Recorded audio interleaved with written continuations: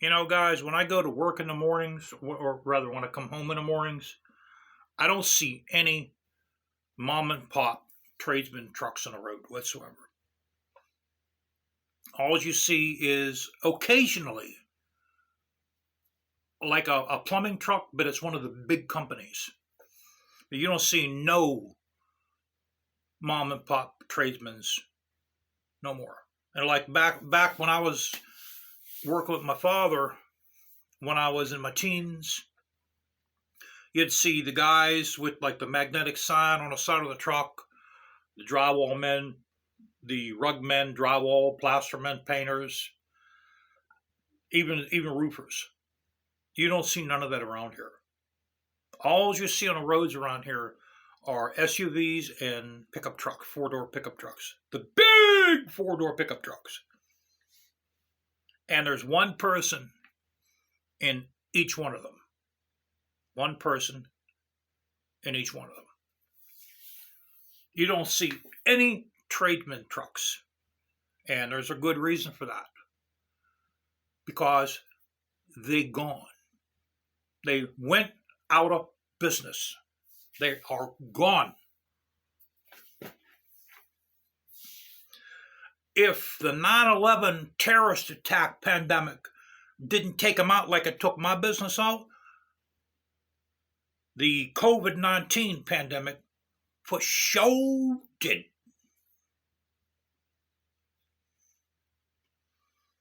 You know, because when I was in business for myself, I did real good work. But I was basically around here, there's a lot of do-it-yourselfers around here. So you're hanging by a thread around here in the home remodeling business.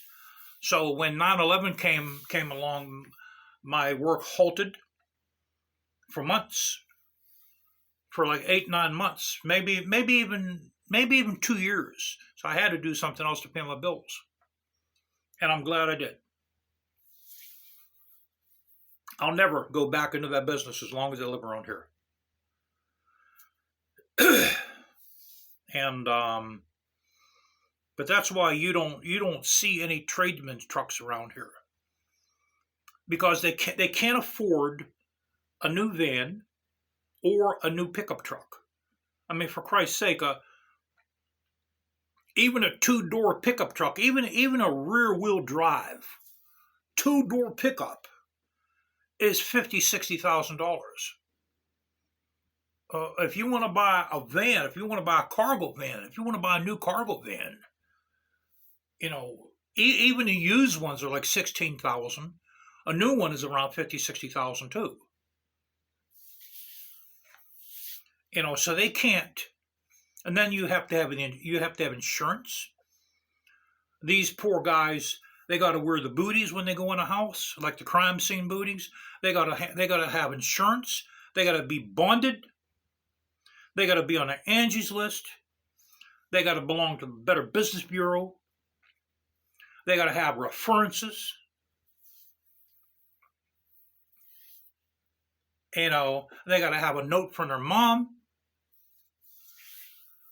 They got to have the COVID-19 shot card, or they're not going to let them in the house if the homeowner doesn't see that they were inoculated.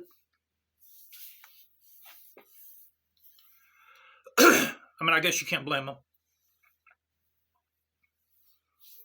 You know, and another thing I want to do too is I want to talk about the world of motorcycles. A lot of the people that are new, they don't realize how much there is involved until the end of the second year when they own that bike.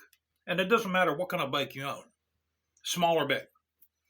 There's a lot of maintenance, guys. The more you ride it, the more maintenance there is, because your life depends on those two wheels. And you know, because if something happens when you're going on down a highway and you come off that bike, man, you're gonna get messed up. You're gonna get messed up. Even if you have a leather jacket on, a long sleeve shirt, or a leather jacket and gloves, you're still gonna get messed up. You know, and then there's like if you run across a motorcycle club, You can't pass them unless they give you permission to pass. There's a lot of stuff to know. You can't role play. You also got to watch the decals and stickers or patches you buy. Like if you want to put some kind of a patch or a decal on your gas tank or even on the back of your leather jacket, guys, you got to really watch that it doesn't resemble a motorcycle club's logo. I had a leather jacket here that had logos on it that I believe resembled motorcycle clubs, so I took them off. Because you never know. You might run across a guy that takes it the wrong way. So it's better just to remove them. But yeah, please watch what you buy. Before you buy a sticker or a decal that you want to put on your jacket, research it a little bit to make sure it doesn't resemble a club's decal or a patch.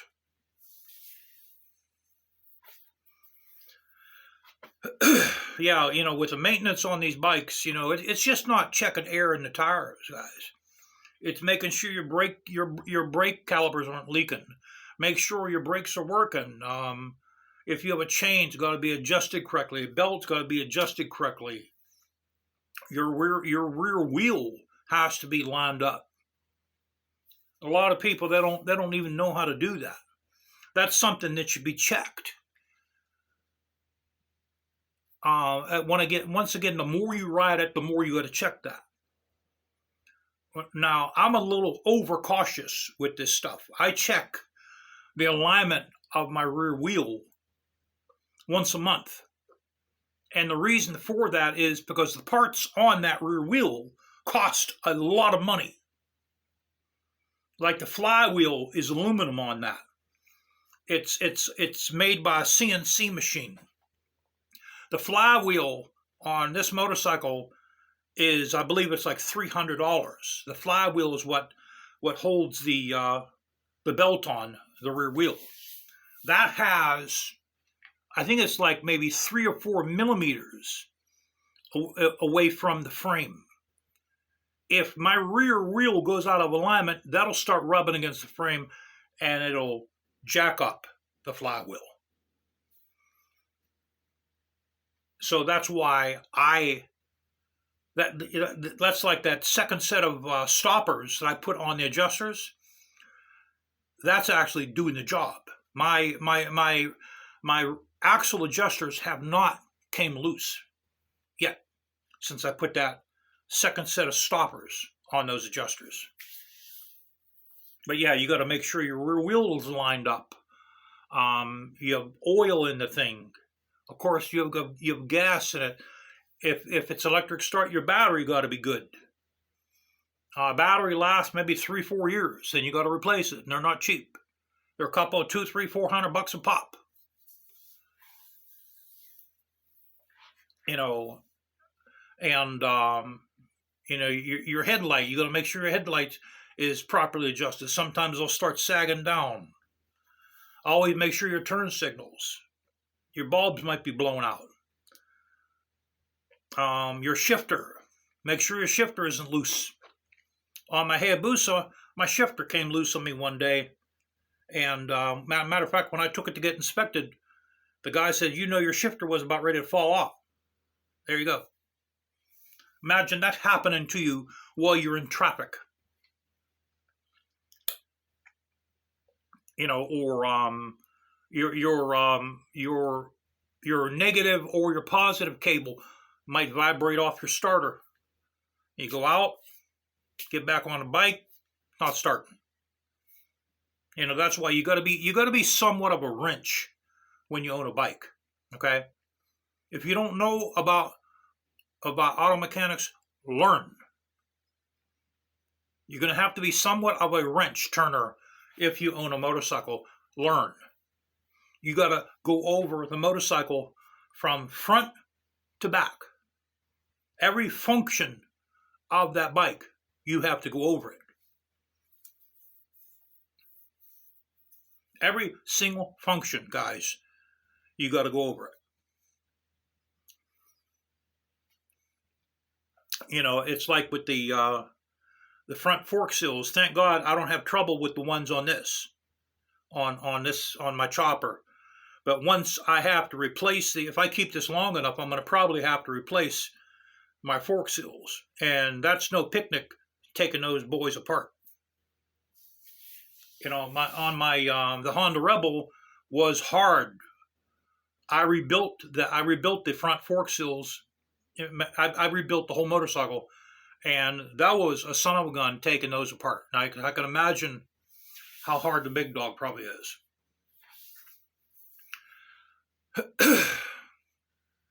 So yeah, it's been nice. I've had good weather here for the last 2 weeks, guys, and I've chosen to stay home with my little wee family, man, and I've chosen to take my dog out for a walk, or I've chosen to cook for my wife instead of going out on a bike. You know, and then it's so crazy around here. These people, you know, I didn't think they can get worse, but they got worse.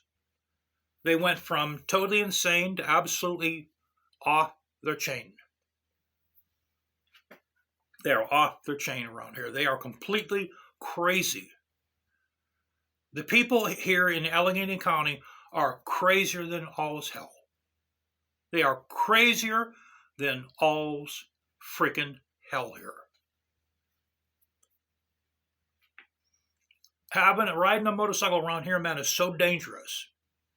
It's more dangerous than it ever has been.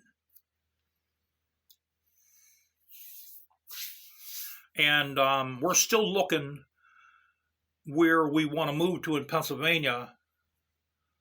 The 2 counties in Pennsylvania that have the lowest property tax are Bedford County and Sullivan County. So I'm going to I'd like to move to Sullivan County. Sullivan County is like north central Pennsylvania. Man, I feel like I'm goddamn like I got poison ivy or something. So Sullivan County is north central PA. And I was looking at a town called Galton. I think it's Galton, Galeton, Galton, PA. And there's another one called Lockhanna. St. Mary's isn't bad. But what I want to do is I want to buy something that's in the country, because I want to be able to step out my back door and fire my sporting rifles without upsetting people. You know, and whatever I sell this house for, guys, I'm not going to try to bank a lot of money. I want to buy a nice place because I want to be happy with it, because I'm going to probably die there. And I don't care if it takes all the money that I get from this house. I want to have a nice place with some privacy where I could shoot my gun and it's not going to upset anybody. And take my dog and walk my dog down a country road without having to worry about getting hit by a damn car like it is here.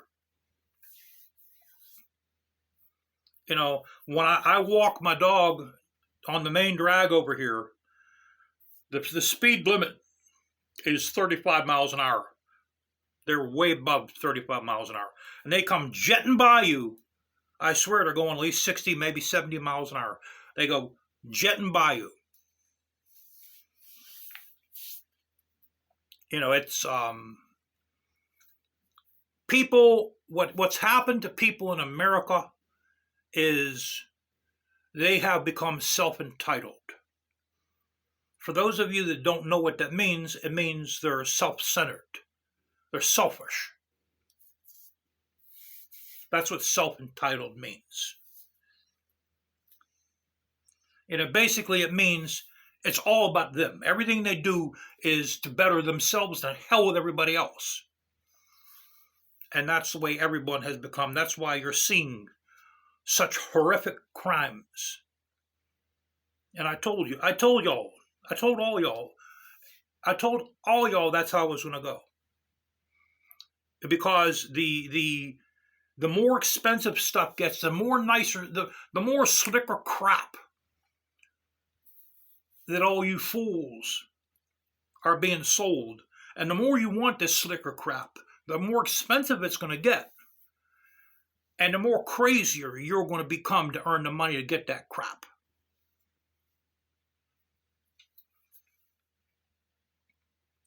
You know, it's like I'm pretty sure the majority of you out there have a smartphone. You don't need that. You don't need that. The only reason why you got that is, number one, you're trying to pick a girl up. Maybe you got to text her on that, or you got to impress her with that. Or number two, you got to impress your friends with it. I have lived without a smartphone, let me see now, probably about a good 10, 12 years. And I don't miss it whatsoever. My flip phone does very well with me.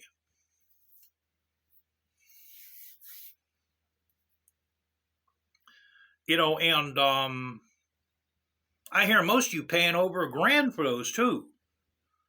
That's real good. I'm real happy they stuck you for $1,000. Maybe it should have been $2 or $3,000. Because if you want to blow your money on crap like that, that's your money. But that's why people are so selfish and so greedy. Because they believe that if they don't buy this crap, someone else is going to get ahead of them. And it doesn't work like that at all.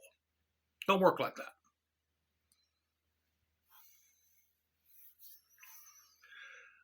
that. So yeah, guys, that's what I want to talk about, man. You know, watch buying stuff that's going to resemble a motorcycle club's logo, and the lack of tradesmen, man. There's just no more tradesmen on the road. I haven't seen them. I haven't seen. Maybe it's like that. You know, if it's like that in your area, I'd like to hear about it. But there's none around here. All the mom and pop tradesmen business around here, man, they're gone. They're gone. I'll try to put some kind of ride video. I rack my mind, guys, every night trying to figure out where the hell else could I go around here that's interesting. You know, there's nothing interesting around here. there's just nowhere to go around. This place is a hole, man. It's a crap hole. It's a crap hole. That's all it is.